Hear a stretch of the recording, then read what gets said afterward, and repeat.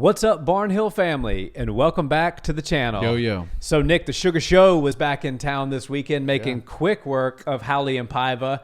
And Paiva's a tough guy. I mean, that fight that he had last against, who was it, Kyler Phillips, that was a war that he ended up winning. And so I thought he was going to be very difficult to put away. But O'Malley's striking was absolutely on display.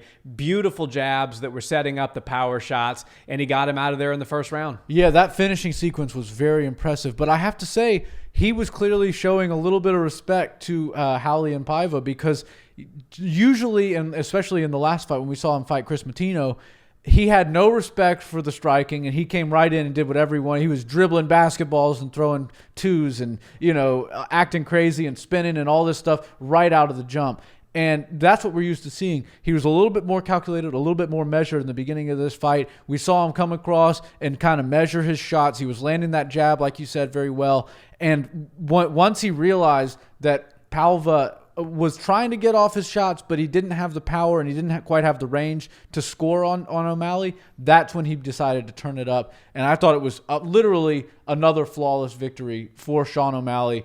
The guy's a star. I was so excited to see him in there. He's kind of owned that curtain-jerking, amazing first spot of the pay-per-view fight nights, and I think it's a great spot for him. He brings a lot of eyes to the sport. He's probably the most talked about non-ranked fighter that the UFC has. One of them. Yeah, no question. He's definitely top 3, top 5, and the only people that would be in front of him are people that have at one point been a top 3 or top 5 type of guy. So hats off. O'Malley looked like $1 million in there. And the guy's a star, and it's not just because of the crazy hair and the attitude and the personality and the people he hangs out with. His skills are there, and they back it up every single time.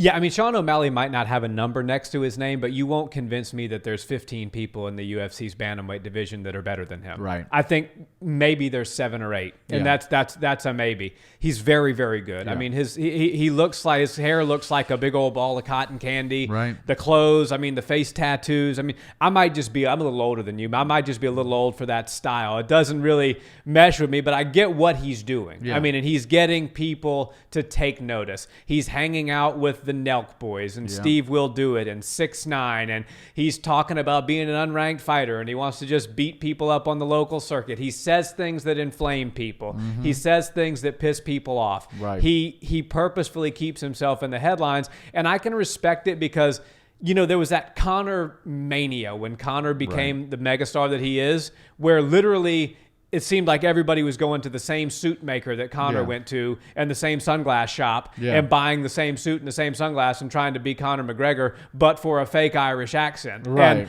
so Sean O'Malley has done something completely different. He's like, I'm gonna all the trolls on the internet, all the what do they call them, the Island Boys, the 6ix9ine fans, people like that. That there's a big subgroup of people that are into that stuff, into trolling and all that. And he's kind of, we always talk about Israel Adesanya capturing the gamer market. Sean is kind of capturing the stoner/troll market, but make no mistake about it, his skills are there. Yeah. He's very, very good on the feet. His jiu-jitsu is coming along quite substantially. He doesn't have that wrestling pedigree, but it doesn't seem to be a problem for him, like Izzy in a sense. He's very good about keeping range and preventing people from taking him down. So all the credit in the world to O'Malley. I think this was maybe his best performance yet, because Paiva, although he made it look easy, finishing Paiva is not easy. No, not at all. And I think his footwork is what makes him so difficult to deal with. He's fast on his feet, and he's going to be able to evade a lot of these wrestlers and these takedown artists with his footwork and the speed that he throws his punches and speed that he uses throughout the fights, especially in those first rounds. And he's dangerous in those first rounds. He might not look like a muscle-bound freak like we've seen some of the guys in the UFC that look like KO artists, but he's definitely got some serious power, and it comes from the speed, and it comes from the full extension on his striking. He's really, really high level. If you want to watch a striker that's doing things different, and we always talk about the progress of MMA and how quickly it's evolving, Sean O'Malley is definitely one of the guys that's leading the way as far as modern day mechanics and techniques that you see. And I'm not saying he's throwing things that people have never seen before, but he's doing things very well. And the setups that he's throwing these striking combinations and these punches and kicks at is what's most impressive. He's really good at setting up, powerful shots that are very unassuming and that you almost don't see him coming until it's too late. His opponent, I thought that this guy was going to present a little bit more problems for him and not really take him down more often, or try to. But I thought he was going to try to maybe bite down on his mouthpiece a little bit more and not try to stand and trade with Sean. And that's kind of what it seemed like he was looking to do. And once Sean picked up the fact that that's what his game plan was, he was like, okay, well, now I'm going to use my range, hit him with some stuff that's coming from a long ways away, and then as soon as I land something of significance, I'm going to go close the show. And that's exactly what he did. You go back and watch that finishing sequence. It was almost perfect. Almost everything landed. Yeah. And what didn't land still had an impact because it was landing on the gloves, it was landing on the arms, and setting up the next shot that did land. So beautiful uppercut that came through, and then he get some beautiful hooks, a couple of beautiful straight shots, and the guy really, really knows what he's doing, and he's super calculated when he does sense the finish. We always talk about Terrence Crawford being a great finisher. Sean O'Malley is a great finisher. Yeah, an only finishing sequence that could potentially rival that from last night was Kai Kara France against Cody Garbrandt. The shot selection when he finished Cody was a thing of beauty, and I truly believe that City Kickboxing might be the best striking gym in the game right now. Yeah. Kai Kara France looked very good as a side note, but Sean O'Malley, I think you got to give him a top 10 guy next. Eventually they're going to say, look, you can't keep beating up unranked people, outstriking them by hundreds of strikes like he did against Chris Moutinho, or finishing them in the first round like he did against Paiva last night. Dominic Cruz won last night. Yeah. He came off his butt in the first round.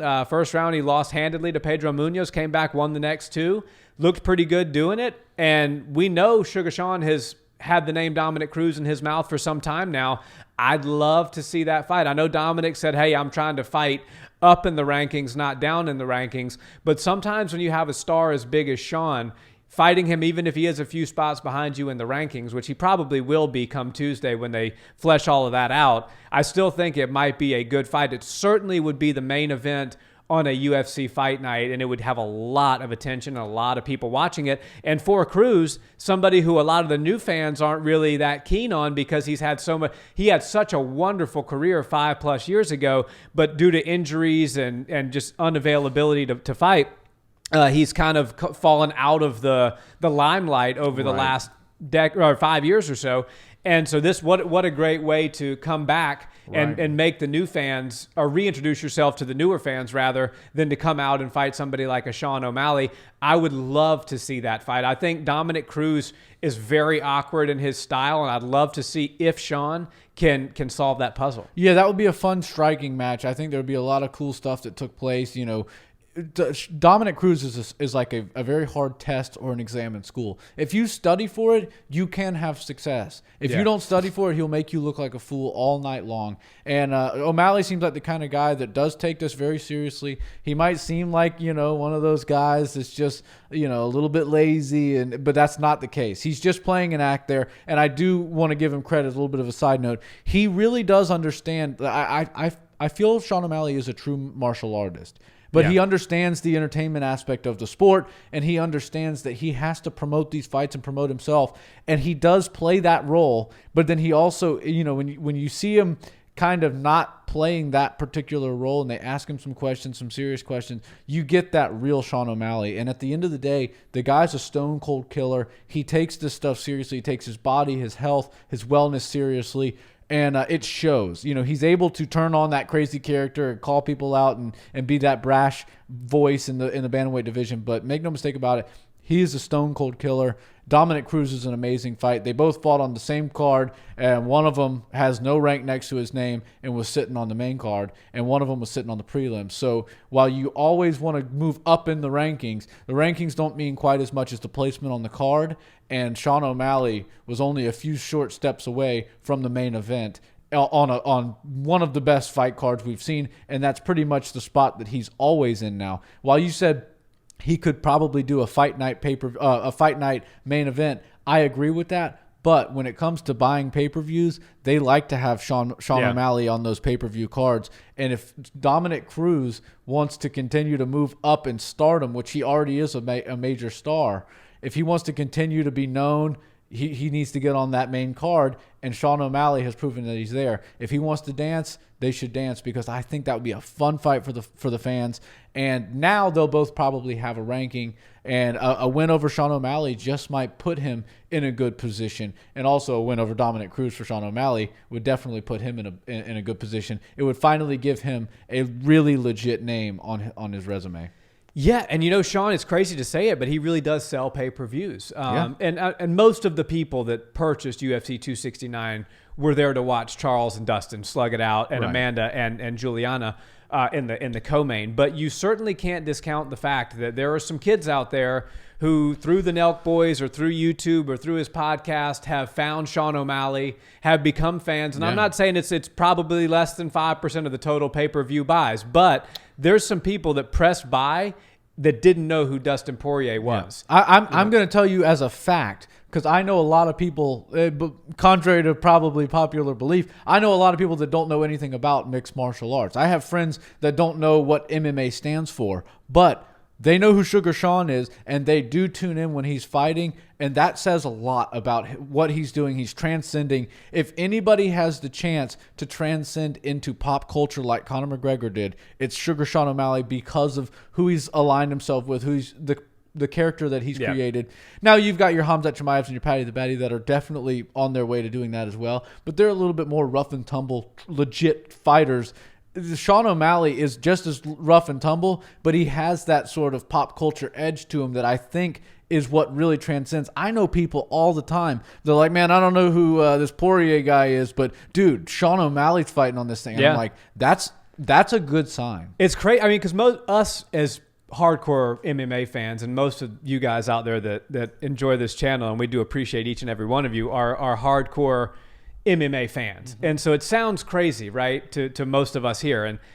But in reality, there are a lot of people out there who know who Sean O'Malley is and don't know who Charles Oliveira or Dustin Poirier are. Right. And so it's interesting to see somebody who gets this grassroots pop culture following and takes it into the cage. I do believe Paddy the Baddy is going to be the next one. Yeah. Khamzat Chimaev he's interesting in the fact that the casuals love him because he's this crazy Russian guy that says he's going to eat people's hearts. Yeah. And he fights so intimidating. And also the hardcores love him as well. So he's kind of in a real unique position.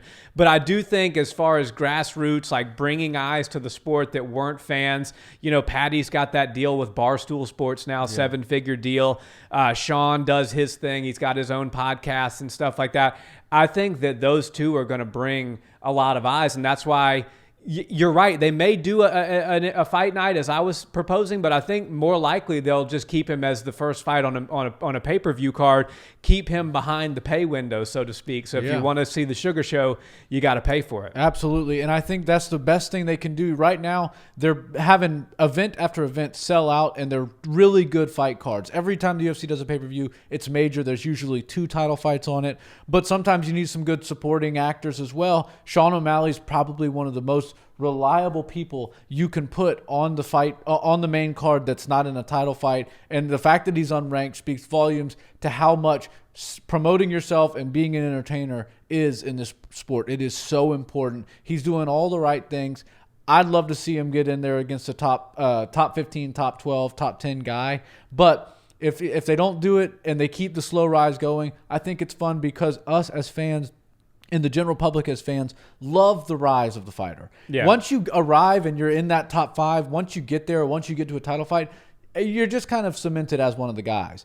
But the rise is fun to go. It's fun to go on that ride with the guys. Yeah. And when you watch Conor McGregor, the most fun we ever had with Conor McGregor was leading up to the Jose Aldo fight. Yep. And then, the couple of title fights after that. But that was the most fun. It felt like almost magical. It felt like special. Yeah. Sean O'Malley's rise right now is kind of feeling special. It's like, can he do it again? And of course he comes in and gets a beautiful KO. So while I do think he's ready for the highest level, I don't want to see them push him too fast and then us just go, okay, well, there's Sean. He's just like everybody else. I like this sort of cloak of invincibility that they've got around him. I think he's a major star. He's got a ton of potential as far as skills go and stardom goes. So the sky's the limit for this kid. Super, super impressed with Suga Show. Yeah, no question. The rise of the fighter is always the best time. It's always when people are most interested. If you don't believe that, then who are the two most talked about people in MMA right now? Khamzat Chimaev, Islam Makhachev. Yeah. Both of them are on their title rise right now, and there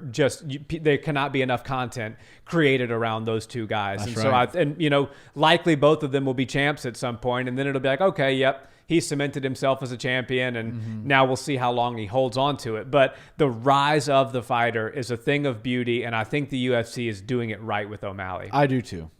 Well, guys, thanks so much for watching this episode of the Barnhill Brothers Show. Let us know in the comments, what did you think of O'Malley's performance against Paiva, and would you like to see him up against Dominic Cruz next, or perhaps somebody else? We always love to hear your suggestions in the comments. And if you haven't smashed that like button already, please do so now. It helps us out tremendously, and a subscribe to the channel is always appreciated. Until the next one, have a wonderful day. Peace.